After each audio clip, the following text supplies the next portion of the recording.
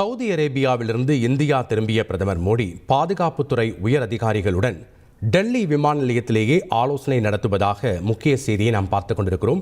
விவரங்களை வழங்க இணைகிறார் செய்தியாளர் ரமேஷ்குமார். வணக்கம் ரமேஷ்குமார், இந்த ஆலோசனை கூட்டத்தினுடைய முழு விவரங்கள் என்ன?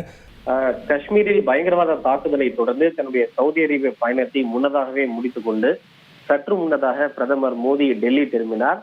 இதனைத் தொடர்ந்து விமான நிலையத்தில் வந்திறங்கிய உடனேயே, அதாவது பாலம் விமான நிலையத்திற்கு அவர் வந்திறங்கிய உடனேயே காஷ்மீரில் தற்போதைய பாதுகாப்பு சூழல் மற்றும் இந்த பயங்கரவாத தாக்குதல் குறித்து ஒரு சுருக்கமான ஆலோசனை ஒன்றை மேற்கொண்டார்.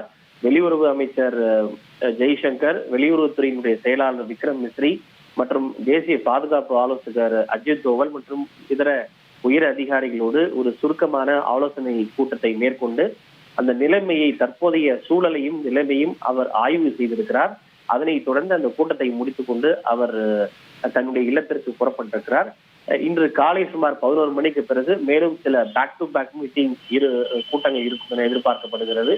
குறிப்பாக பாதுகாப்பு விவகாரங்களுக்கான மத்திய அமைச்சரவை கூட்டமும் நடைபெறலாம் என எதிர்பார்க்கப்படுகிறது.